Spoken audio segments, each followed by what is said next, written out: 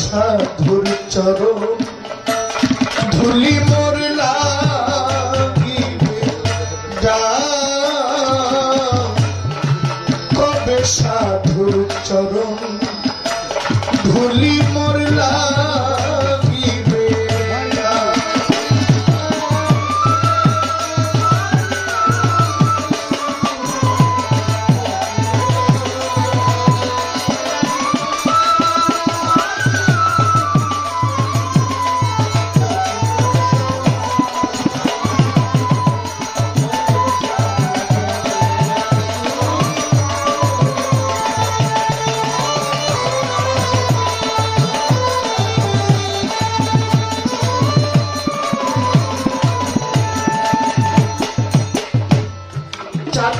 যেমন মেঘের জল বিনে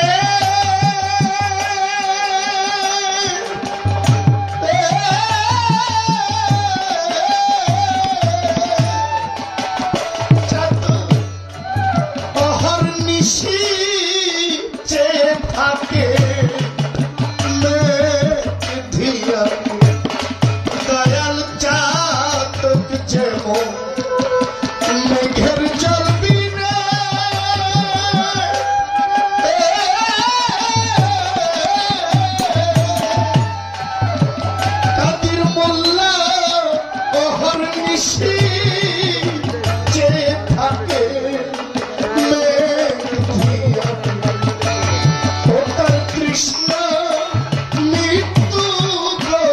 জীবনে হলো সে দশায়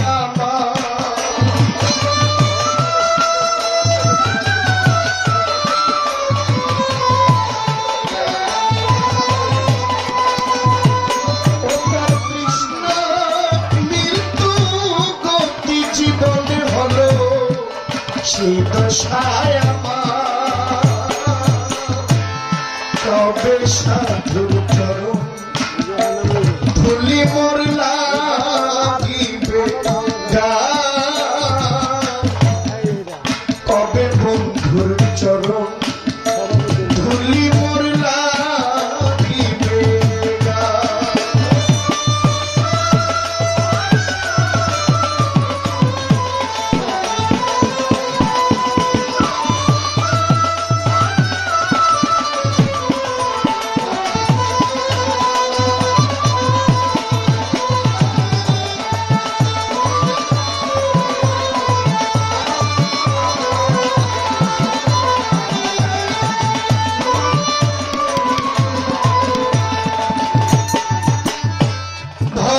সাধন আমাদের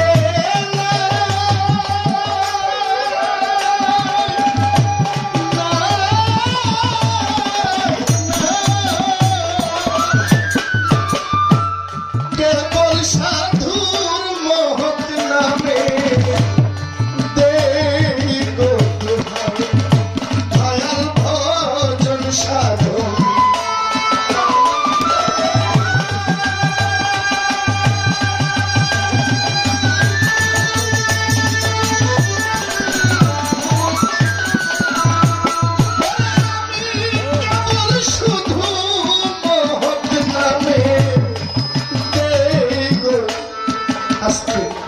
এই যে গান গাইতেছি সাউন্ডের অবস্থাটা দেখছেন ইন্নালিল্লাহ খুবই দুঃখজনক আমি হতাশ হয়ে গেছি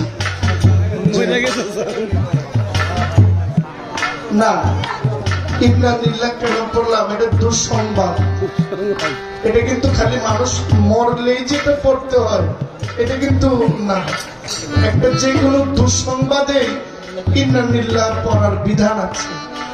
দুঃসংবাদের জন্য আমি খুব ক্ষুদ্র একজন গায়ক,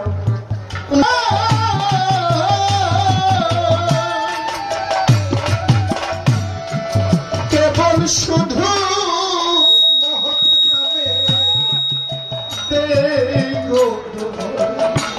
দয়াল ভজন সাধু আমাকে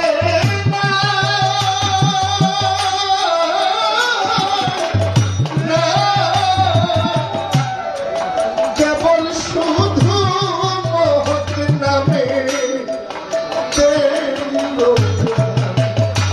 তোমার নামে মহিমা জানো গোসাই পাপির ঔষধা।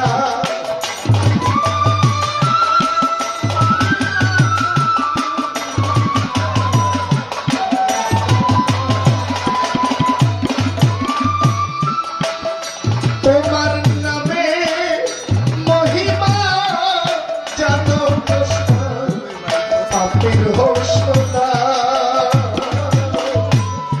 কবে সাধুর চলো ধুলি মোর লাগিবে কবে সাধুর চলো ধুলি মোর লাগিবে।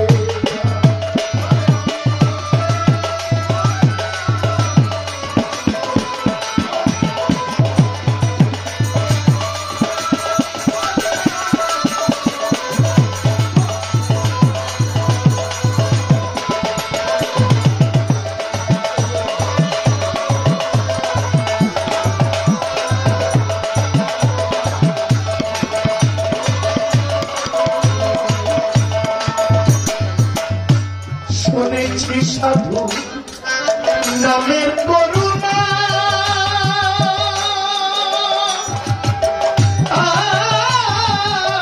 করুণা সাধু চরণ পরশিলে লোহা হইল সোনা।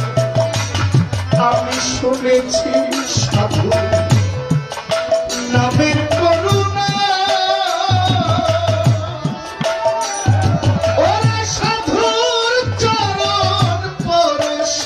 লোহা হইল সোনা। বুঝি আমার হইল না ফকির লালন কেটে তো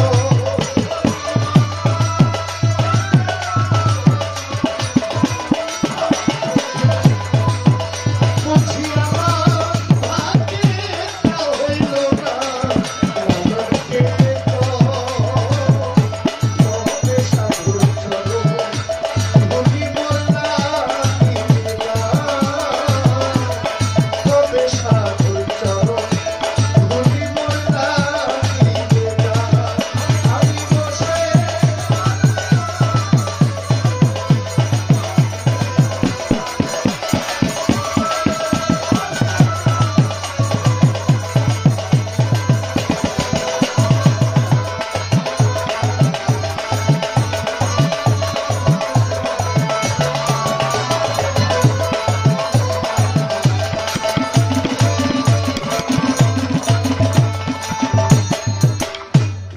যেইভাবে পালা দিলেন, কথাটা যে বলবো কথাটা আমার পর্যন্ত আসেনি, সাহস পাইতেছে। ধৈর্য সমাচার মন ভাঙ্গিয়া গেলে বাজান জোড়া লইয়া একটা আন্ধার করে একটা মোমবাতি ধরাইলে ওই ঘর আলো হইয়া যায়।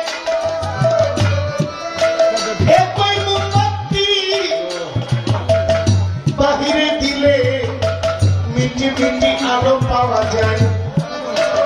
স্থানটা পাত্র বিশেষ কথা বলে যাই। দেখবেন একটা মোমবাতি একটা ছোট্ট রুমের মধ্যে ধরাইলে একটা মোমবাতি পারে ওই ঘরটাকে আলো দিতে। একই মোমবাতি যদি খোলা ময়দানে আপনি দেন, এই এক মোমবাতি দিয়ে খোলা ময়দান টিকায় রাখা সম্ভব? আজকে বিষয়টা যে এমন, চেয়ারম্যান দাওয়াত দিয়ে ব্রয়লার মুরগি দিয়ে খাওয়ানো,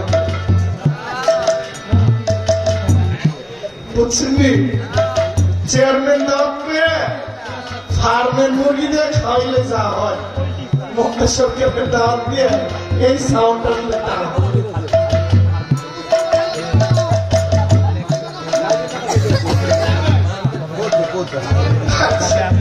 আমি আবার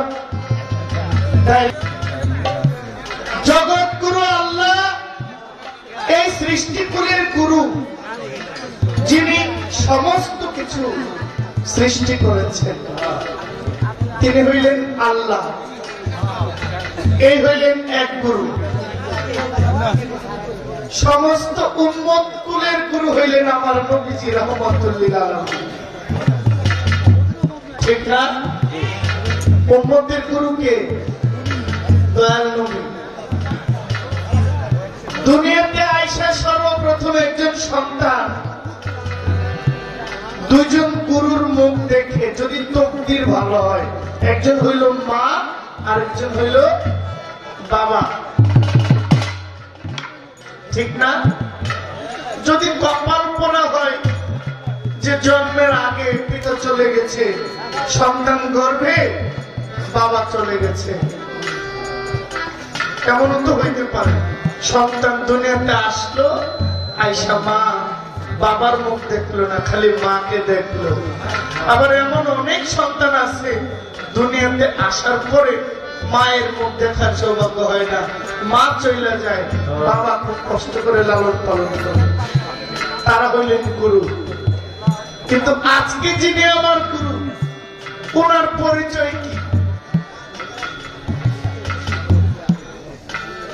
আজকে যিনি আমার গুরু, ওনার পরিচয়টা কি? আমি তো জগৎ গুরু পাইলাম আল্লাহ সৃষ্টিকর্তা, আমি উম্মত হিসেবে আমার নবীজিকে পাইলাম, দুনিয়াতে আয়েশা মা পাইলাম, বাবা পাইলাম, তারা আমার গুরু। আপনি কোন গুরু? আপনাকে ধরলে আমার কি হবে? আপনাকে না ধরলে আমার কি হবে? এটা আপনার কাছে আমার জিজ্ঞাসা।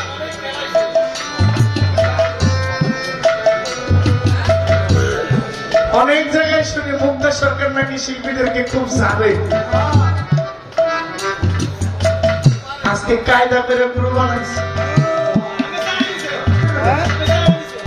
আমি চাই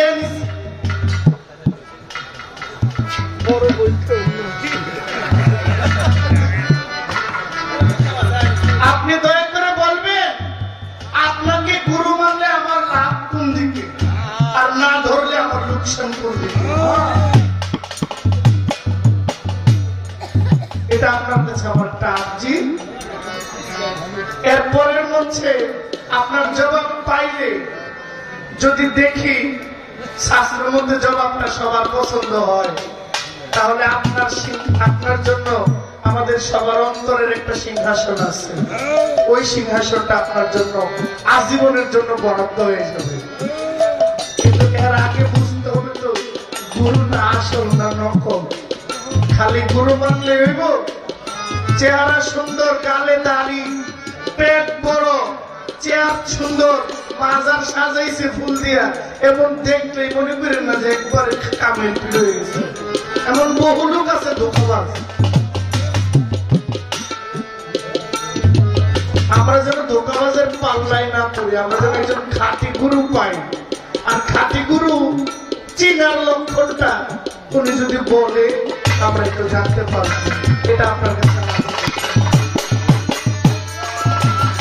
আমি বসে আছি আশার সিন্ধু ও ফুলে সোনা, আমি বসে আছি আশার সিন্ধু ও ফুলে সোনা,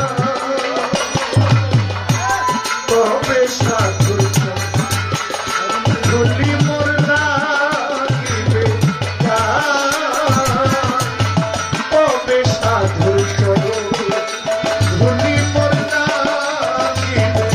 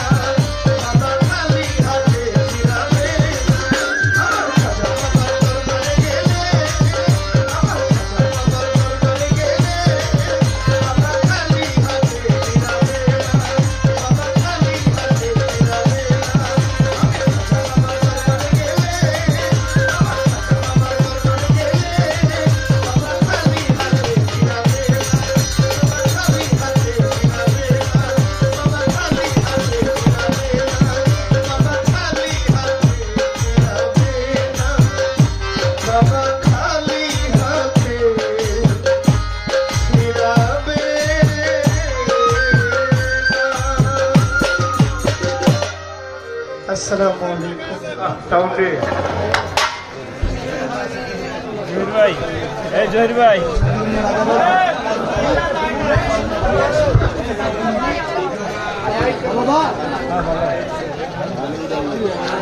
হ্যালো, ধন্যবাদ। জহির পাগলাকে অত্যন্ত সুন্দর করে আমাদের গান শুনাইলেন। জহির পাগলার গানে সন্তুষ্ট সিলেস্টার ইউনিয়নের বর্তমান চেয়ারম্যান সিলেস্টারবাসী ইউনিয়নের মুড়ি, তিনি 1000 টাকার মাধ্যমে পুরস্কৃত করলেন। ফারজানা আফাদ তিনি আরো 1000 টাকার মাধ্যমে পুরস্কৃত করলেন। এইচএম মনিরুজ্জামান আক্তার ভাই উপজেলা চেয়ারম্যানের সম্মানিত জহির পাগলা, তিনি আজকে এখন জহির পাগলা শিষ্যের পালা আর আমি মুক্তা সরকার হলো গুরুর পালা। ভালো ভালো কর্তা পক্ষ থেকে দিয়েছেন। বিষয়টা হলো প্রথমে গান কমিটি চাইছিল যে জহির পাগলা গুরু গাক আর আমি শিষ্য গাই। তো জহির পাগলা বলছে যে না, আমি গুরু গাবো না, আমার বড় বোন মুক্তা সরকার এদিকে আমার অনেক সম্মান করছে আর কি। তো বলছে যে না আপা গুরু গাইলে ভালো হয়, যেহেতু আমি আপার ছোট ভাই হিসাবে আমি শিষ্য গাই আর আপা গুরু গাই। আমাকে অনেক সম্মান করেছে। আসলেই এমনিতেই জহির পাগলা যেখানে যায় গান হয় অনেক সম্মান করে, আমাকে ভক্তি শ্রদ্ধা করে। এটা আসলে একটা শিল্পীর গুণ। একটা শিল্পীর মধ্যে যে গুণাবলী উপরে ওঠার বড় হওয়ার যে গুণাবলী থাকার দরকার, সেই গুণ আছে জহির পাগলার মধ্যে। তো বলছে আজকে তুফানটা ঘুরাই দিলাম আপার উপরে, আজকে আপা নাকি সবাই রে জানে। তো আজকে আমি তার সাথে একটু ব্যাপার স্যাপার আছে আর কি। আমি তো কথা শুনে মোটামুটি খুব ভয় পাইছিলাম যে আজকে আমার সাথে জহির পাগলা গুরু শিশু পালা নিয়ে ঠেনামি করবো। তারপরে দেখলাম গান গাইলো খুব সুন্দর একটা লালন সাইজের গান, কবে সাধুর চরণ ধুলি মোর লাগবে গায়ে। বিষয়টা হলো এটা ছোট বড়র কোনো বিষয় না, এটা বয়সেরও কোনো বিষয় না। গুরু শিষ্য পালা দিলে এটা গাওয়া যায়, কোনো বিষয় না। জহির পাগলা একদিন গুরু গাইলো, আমি একদিন শিষ্য গাইলাম, আমি একদিন গুরু গাইলাম, একদিন শিষ্য গাইলো। এটা কর্তা পক্ষ দিলে গাওয়া যায়, সমস্যা নাই। তারপরেও আমার ভাই চমৎকার করে গান করে আমার কাছে কিছু কথা তিনি রেখে গেছে। তবে জানাজানের বিষয়টা আমি আসলে সবাইরে জানি না। বলছে আপনারা কি সবাইকে মুক্তা সরকার নাকি সবাইকে জানে, জানার কাম করে তারা আমি জানার উপরে রাখি। আর যে জানার কাম করে না আমি তারে শুধু শুধু কেন জানবো বলেন? কেউ যদি পায়খানা দিয়ে আসে ঝগড়া করতে আর যারা খেতে, তাহলে তার আমি তারা ছেড়ে দেওয়া কোনো লাভ। আর যে ভালোভাবে গান করে আমিও তার সাথে ভালোভাবেই চেষ্টা করি গান করার জন্য। তো আমাকে প্রশ্ন করেছেন আমার কাছে, আল্লাহ একজন গুরু, নবীও একজন গুরু, বাবা মাও একজন গুরু, সবাই তো গুরু, কিন্তু তারপরেও আমার একজন মানুষ গুরুর কাছে যাইতে হবে কেন, আমার গুরু ধরতে হবে কেন, ধরলে ফল কি আর না ধরলেই বা ক্ষতি কি, এ বিষয় নিয়ে আলাপ আলোচনা করতে হবে। একটা গান আগে করি, তারপরে চেষ্টা করি।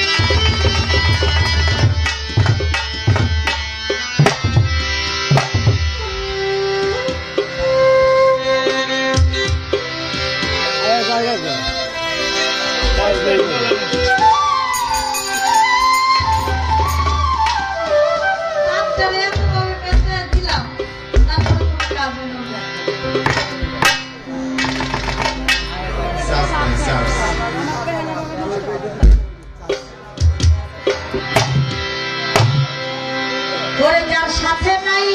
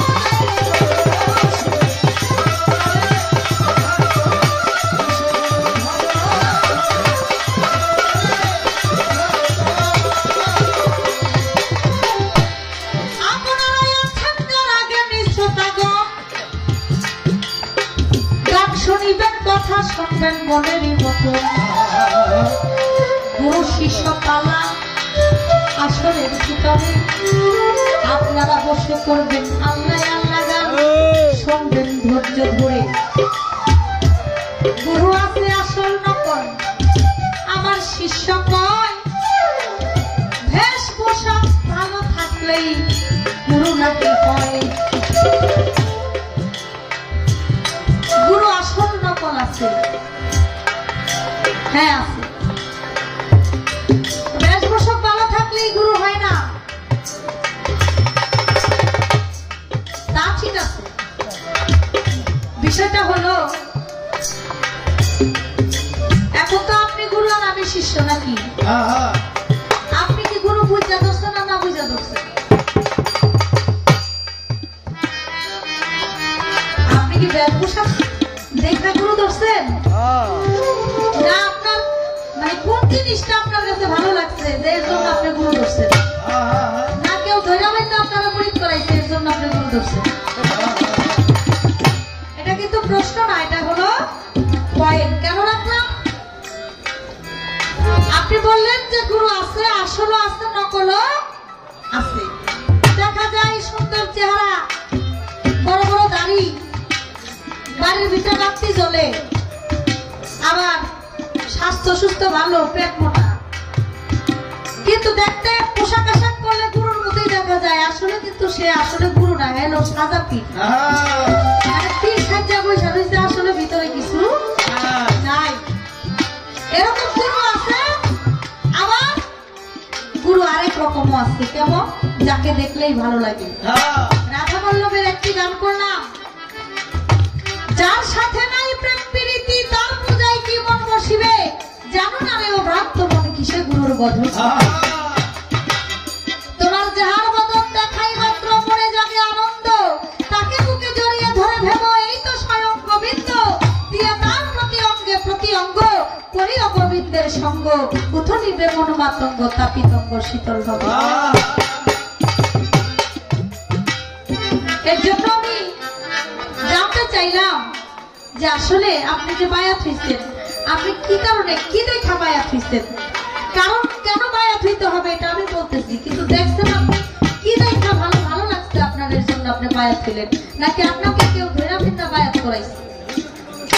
আর নিজে যদি ইচ্ছা থেকে হয়ে থাকেন, এমন কি দেখছেন যার জন্য আপনি বায়াত হইছেন? আসলে আপনার কি মনে হয়েছে যে আপনি যারা গুরু ধরছেন সে একজন সাজাপি, না তার মধ্যে কিছু আছে? দেখি আপনার গুরুর প্রতি বিশ্বাস ভক্তি আপনার কেমন। খেলাপতি সামনে দিতই না, খেলাপতি যে আমি দিব এটা তো পরের বিষয়। আপনি কতটুকু আপনার গুরুকে চিনেন, বুঝেন বা চেষ্টা করতেছেন, তার প্রতি কতটুকু বিশ্বাস আপনার আছে এটাও তো জানার দরকার আছে। আছে আল্লাহ গুরু, আমার নবী গুরু, আমার বাবা মা সন্তানের জন্য গুরু। তাহলে একজন মানুষ ধরতে হবে, আবার একজন মানুষের কাছে গিয়ে মুরিদ হইতে হবে। কারণ কি? মাতা গুরু, পিতা গুরু, গুরু জ্যেষ্ঠ ভাই, তার চেয়েও বড় গুরু আমরা ভজিলে পাই। যার কাছে মুরিদ হন সে হলো আপনার ভজাল গুরু। আপনি আল্লাহর কর্ম করেন, আল্লাহ তাতে খুশি হয়। বাবা মায়ের খেদমত করেন, নবীর কাজ করেন, নবী যা বলে গেছে সবকিছু করেন। আপনি সবার মন রক্ষা করলেন, সবার কথা শুনলেন, আপনি পাইলেন জান্নাত। আর যদি আপনি একজন গুরুর কাছে গিয়ে আত্মসমর্পণ করেন, তাহলে আপনি পাবেন জান্নাতের মালিককে। আপনার মালিকের দরকার না, জান্নাত দরকার।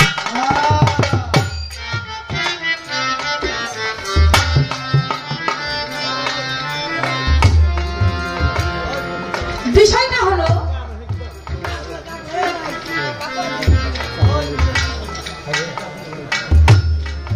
গুরু শব্দের অর্থ হলো, গুরু শব্দের অর্থ হলো অন্ধকার, রু শব্দের অর্থ হলো রশ্মি। অন্ধকার পথ থেকে যে আলোর পথে নিয়ে যায় তারাই কিন্তু গুরু। মুসলমান শব্দের অর্থ হলো আত্মসমর্পণ। আরে কি সমস্যা?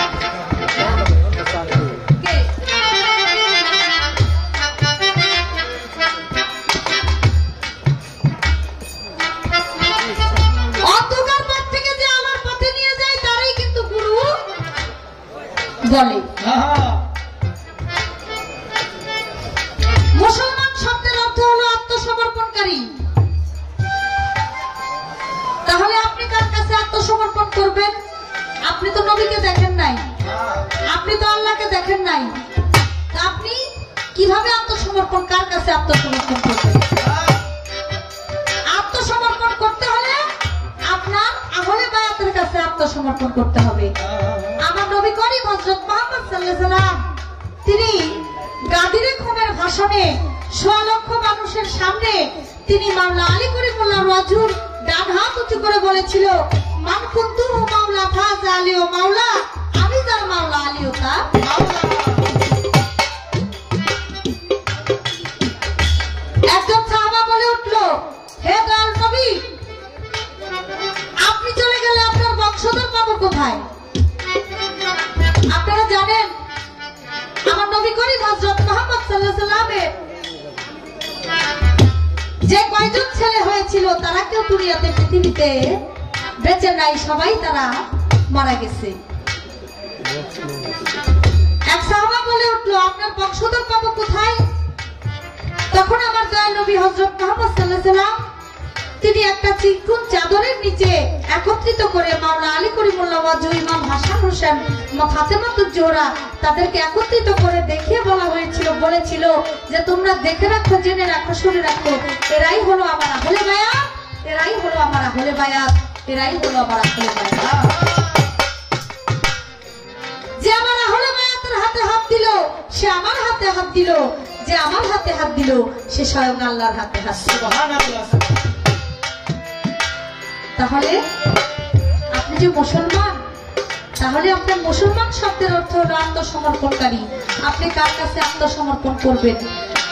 করতে হলে একজন আহলে বায়াতের কাছে আপনার আত্মসমর্পণ করতে হবে, যে আপনাকে একবারে আবার খোদা পর্যন্ত নিয়ে যেতে পারবে, যে আপনার সবকিছু দেখবে, যে আপনার ভালো মন্দ আপনি কি করেছেন না করেছেন সবকিছুর জামিনদার হবে। আপনাকে সে নবীর কাছে নিয়ে যাবে, আপনাকে সে আল্লাহর কাছে নিয়ে যাবে। একটা উসিলার দরকার আছে, এই উসিলাটাই হলো মুর্শিদ, আর এর জন্যই আপনার গুরু ধরতে হবে। মুর্শিদ ছাড়া আপনি আল্লাহর কাছে, নবীর কাছে যাইতে পারবেন না। এর জন্যই আপনার মুর্শিদ ধরতে হবে। এখন আপনার যদি মনে চায়, কারো যদি মনে চায় ভালো, এটা ভালো কোন দিকে আর খারাপ কোন দিকে, আর ভালো এটা ফল কি, আর না ধরলেই এটার ক্ষতি কি, এটা যাদেরকে বললাম তারা বুঝবে। এখন হওয়া না হওয়া এটা তাদের ব্যাপার, কারণ যার পীর নাই তার পীর হলো শয়তান।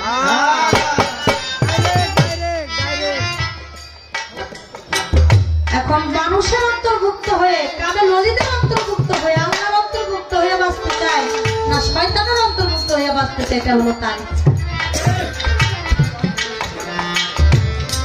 গুরু হলো আপনার ভজার গুরু, যে আপনার আল্লাহ পর্যন্ত আপনাকে নিয়ে যেতে পারবে, নবীর কাছে নিয়ে যেতে পারবে, যার হাত ধরে আপনি পার হবেন, যে আপনার সমস্ত কিছু দেখবে, অন্ধকার পথ থেকে যা আলোর পথে নিয়ে যাবে।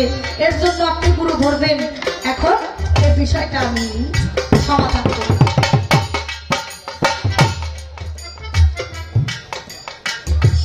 বলে গেলাম গুরু ধরলে কি হবে, না ধরলে কি হবে রে ভাই। একটা কথা মনে পড়ে গেল, বলতে আমি চাই। এক রাখালের একটা গরু ছিল, সে বলি তার নাম। একদিন সে বলি কি করিল কাম, ওই রাখাল ঘাস খাওয়ার জন্য তার খুঁটা গেড়া দিয়ে আসছে। পাশেই হলো জঙ্গল, ওই জঙ্গলে যেন, ওই জঙ্গলে আবার হিংস্র জানোয়ার আছে, ওই জঙ্গলে যেন না যাইতে পারে মানুষজন এবং পশু। এর জন্য বেড়া, একটা তারের বেড়া দিয়ে দিছে। তারের বেড়া যখন জঙ্গলের পাশ দিয়ে দিছে, মানুষ জানে ওই জঙ্গলের মধ্যে বাঘ আছে, সিংহ আছে, ওইদিকে আর কেউ যাওয়া আসা করে না। তো গরুটাকে যখন ঘাস খাওয়ার জন্য বাঁধা দিয়ে আসছে, গরুটা আবার ছুইটা সবুজ ঘাসের জন্য ছুইটা এদিক সেদিক যাইতে যাইতে ওই তারের বেড়ার কাছে গিয়া পৌঁছে। এখন গরুটা মনে মনে কয়, এত সুন্দর ঘাস ওই তারের বেড়ার ওই পাশে, আমি যদি একটা ফাল দিয়া ওই পারে যাইতে পারতাম তাহলে তো ঘাসগুলা খাইতে পারতাম। যেই কাজ, যেই কথা সেই কাজ, বইলাই দিতে একটা ফাল দিয়া যখন তারের বেড়ার ওই পার চলে গেছে, যাওয়ার সাথে সাথেই তার 4 হাত পায়ে মাটির মধ্যে দেবে গেছে, কারণ মাটিটা ছিল কাদা মাটি।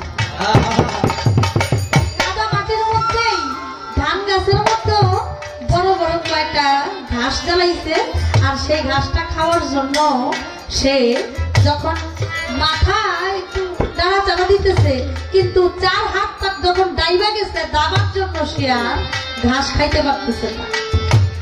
এদিক দিয়ে জঙ্গল দিয়া খুদাই ঘুরতেছে একটা বাঘ। বাঘ ঘুরতে ঘুরতে ঘুরতে ঘুরতে দেখে একটা গরু, সে ঘাস খাওয়ার জন্য খালি মাথাটা নাড়াচাড়া দিতেছে। বাঘ মনে মনে কয় যে আমি তো শিকারি খুঁজতেছি, আমার পেটে ক্ষুধা, তা আমার শিকারি যখন সামনে পায়ে গেছি, তা আমি একটা ফাল দিয়ে এটার ঘাড়ের মধ্যে গিয়া ধরি। তো বাঘ যখন দিছে ফাল, ওই ফাল দিয়া বাঘও ওই কাদার মধ্যে পইরা 4 হাত পা তার যাইবা গেছে, সে আর হাত পা উঠাইতে পারতেছে না। এখন বাঘ আর হলো গরু, দুইটাই মুখামুখি, কিন্তু কেউ কারো কাছে যাইতে পারতেছে না। এখন বাঘ বলতেছে গরুকে, এরে গরু, তুই তো একটু পরে আমার হাতে ঠিকই ধরা পড়বি, আর আমি তো তোর এই খাবো, তো শুধু শুধু দূরে থেকে লাভ নাই, তুই একটু মাথাটা আগে দিলে আমি তোরে খাইতে পারি। আর গরু বলে, এই বাঘ, কথাবার্তা সাবধানে বললো, তুমি জানো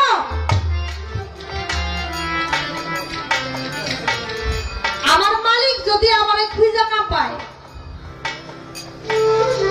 আমার মালিক আমারে খুঁজবে, একটু পরে খুঁজতে আসবে, যখন আইসা দেখবে যে জায়গায় আমাকে রাখছিল আমি সেই জায়গায় নাই, তখন খালি ডাকবে ডাকবে আমাকে। যখন সে বলি বলে ডাকবে, তখন আমি এখান থেকে উত্তর দিব, আমি তখন হাম্বা হাম্বা বলে ডাকবো। আর যখন ডাকবো তখন আমার মালিক এখানে এসে দেখবে যে আমি এখানে আটকা পড়ে আছি, আর আমার সামনে তুমি। যখন এটা দেখবে তখন আমার মালিক আবার বাড়িতে যাবে, গ্রামে গিয়া সকল মানুষের খবর দিবে, সকল মানুষ তখন লাঠি ছোটা নিয়ে আসবে, তোমার বাইরে মাইরা তারপর আমার এখান থেকে। তোমার কি মালিক আছে যে তোমার খুঁজবো? বাঘ 2 চোখের পানি ছেড়ে বলে, সত্যি তো, আমার তো কোনো মালিক নাই যে মালিক আমাকে খুঁজে নিয়ে যাবে। তোমার তো মালিক আছে, তোমার মালিক তো একটু পরেই তোমাকে খুঁজে তারপর যখন দেখবে যে আমি সামনে আছি, আমাকে মেরে তারপর তোমাকে দিয়ে যাবে।